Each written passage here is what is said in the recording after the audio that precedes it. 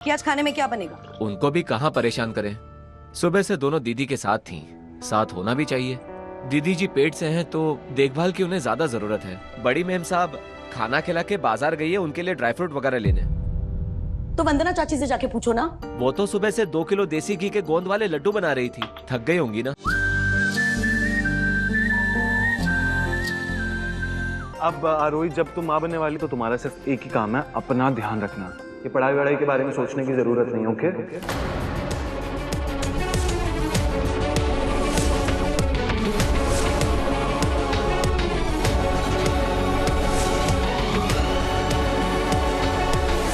क्या हुआ? सब लोग मुझे ऐसे क्यों देख रहे हैं जैसे मैंने कुछ गलत बोल दिया हो? अरे भाई, दीवान परिवार में अगली जनरेशन का पहला पोता या पोती होने वाला, मेरा और आरोही का पहला बच्चा। एंड ऑफ कोर्स हम सब लोग उस बच्चे को इतना सेफली वेलकम करने में इतना बिजी होंगे, तो ये पढ़ाई वढ़ाई का टाइम कहाँ होगा तुम्हारे पास?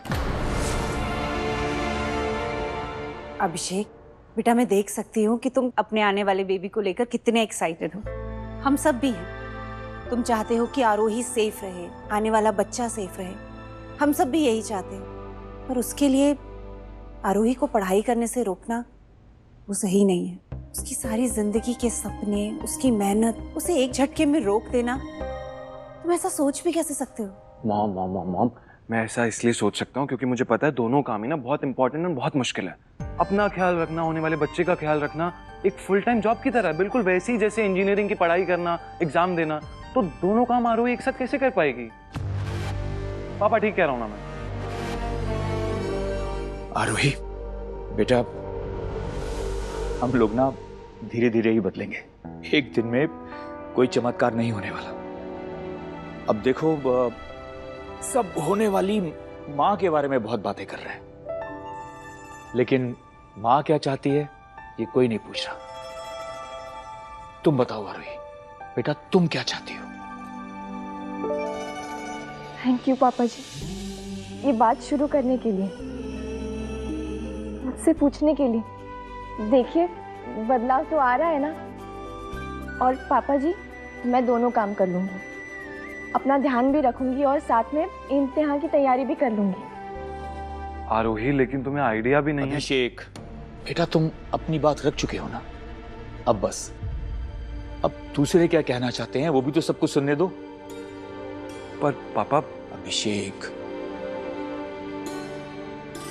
बेटा, ना तो तुम्हें पढ़ाई करनी है और ना ही बच्चे को जन्म देना है, लेकिन सबसे ज्यादा ये किंतु परंतु अगर मगर तुम्हारे ही आ रहे हैं। क्यों बेटा? अभिषेक, बड़ी मुश्किल से हम उस पुरानी और छोटी सोच से बाहर आए, जहां लगता था कि आदमी को पता है कि औरत को क्या चाहिए, लेकिन हमें कुछ नहीं पता। ये पाप हम कर चुके हैं बेटा, और उसकी बहुत बड़ी कीमत भी चुकाई है हमने। तो अब ना हम वो गलती दोहराना चाहते हैं और ना ही चाहेंगे कि हमारा बेटा भी वो गलती करे। अभिषेक, आने वाला वक्त, ये लम्हे बहुत ही सुंदर, बहुत ही खुशियों से भरे होने वाले हैं, और हम सब मिलकर आरोही का ध्यान रखेंगे, और आरोही वो सिर्फ अपनी पढ़ाई पे ध्यान देगी। राइट बेटा? अनुराधा, सबसे पहले हमें आपसे माफी मांगनी है। आपसे वादा तो कर दिया था कि हम लोग सुबह शाम सैर पे जाएंगे, बगीचे में पेड़ पौधों की देखरेख करेंगे और नए नए पकवान बनाएंगे, लेकिन अब हमने एक नई जिम्मेदारी ले ली है। आपने ही कहा था ना कि अब हर कदम साथ चलेंगे, ना कोई आगे ना कोई पीछे। तो फिर आपकी हर जिम्मेदारी में हम आपके साथ हैं, और फिर ये तो बहुत ही प्यारी जिम्मेदारी है। तो अब तो आप हमसे नाराज नहीं है ना? बिल्कुल भी नहीं। क्या हुआ? कुछ चाहिए? नहीं। आराम से। अरे अरे, थैंक यू पापा जी। सदा खुश रहो बेटा। अभिषेक, क्या सोच रहे हो? अरे वो कब से तुम्हारे हाँ का इंतजार कर रही है। चलो। ओके।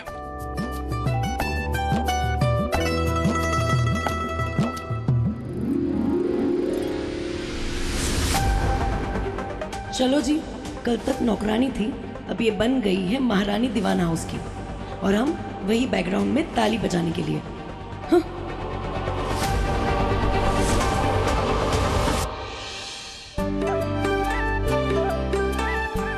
नमस्ते नमस्ते नमस्ते। अरे आप सब इतना कुछ। अरे क्यों नहीं लाए भाई, माना कि अब बेटी हमारी हो गई है, लेकिन देखिए ना, ये भी हमारी तरह कितने खुश हैं। ये भी तो नाना नानी बनने वाले हैं।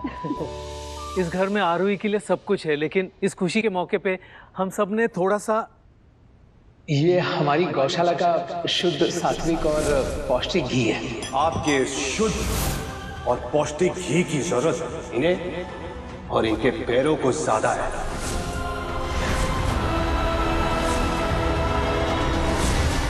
चाची, आपकी बहू के घर से आया हुआ सामान हमारे यहाँ नहीं चलेगा।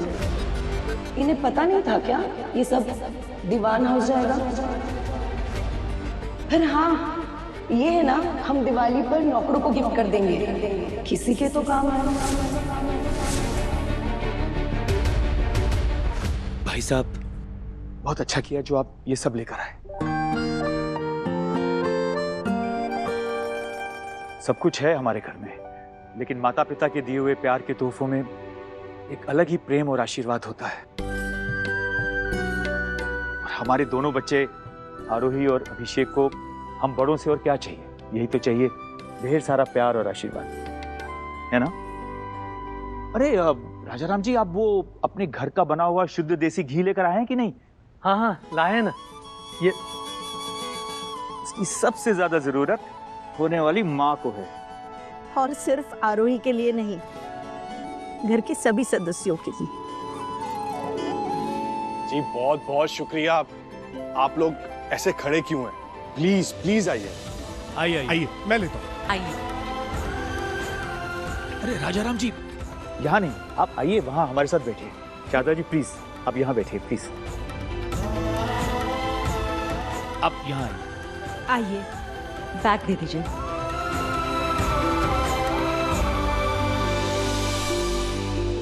ये प्रसाद है।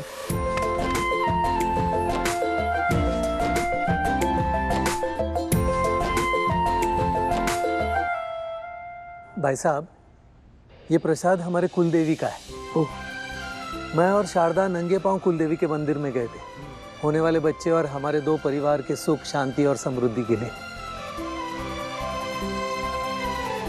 Thank you.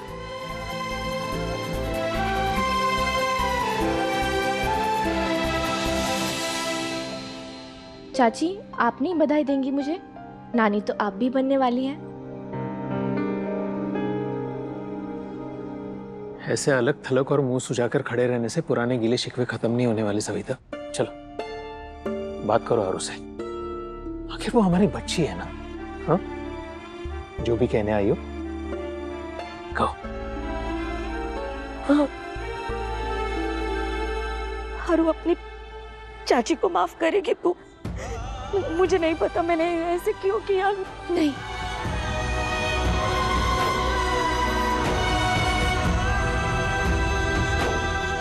नहीं चाची, आपके मुंह से शैतानी करने पर डांट और पानी पूरी के बनते कैंसिल प्लान्स ही अच्छे लगते हैं, माफी नहीं। लेकिन हारू, बीच में भटक गई थी ना मैं, मेरी ही गलती थी। मैंने सागर पर बहुत विश्वास किया, तुझ पे दबाव डाला मैंने कि तू उससे शादी कर। बहुत बड़ी गलती की मैं। तुम्हें पता है, इन हाथों से उसे सहारा दिया था, किसी को जला दिया उसने। ऐसे क्यों? नहीं, लेकिन उसने सही किया। ऐसे ही सबक मिलना चाहिए था मुझे। मैंने बहुत बड़ी गलती की। चाची शांत हो जाइए प्लीज। तुम्हें पता है, कुछ लोगों को भेजकर कुछ घंटों के लिए अपने हज्जू को उनके पास उन लोगों ने बिठा के रखा था, और मुझसे इतने सारे झूठ बुलवा लिए कि मैं सबको धोखा दे सकूं। मुझे ऐसे नहीं करना चाहिए, तो बहुत बड़ा पाप किया मैंने। मैं किस से माफी मांगू? मैं सविता जी, पीछे मुड़कर देखते रहने से कोई फायदा नहीं है। हम सबसे बहुत सारी गलतियां हुई हैं, जो हुआ उससे बुरा सपना समझकर भूल जाइए। चाची, मैं हमेशा से जानती थी कि आप ऐसा कभी कुछ कर ही नहीं सकती, इसलिए अब कुछ भी हो जाए हम सब परिवार में साथ रहेंगे, ताकि गलती से भी कोई गलतफहमी हमारे बीच में ना आए। हाँ, नहीं होगी यारो, नहीं होगी, नहीं होगी, मेरी बच्ची नहीं होगी। कनिका, सबके लिए चाय नाश्ते का इंतजाम कर दो। आरोही, तुम रुको बेटा, तुम बैठो, सबके साथ बातें करो। अरे इनके लिए भी तो बहुत खुशी का मौका है। कितने सालों बाद ये दीवान हाउस में बच्चों की किलकारियां सुनाई देगी, है ना? सच।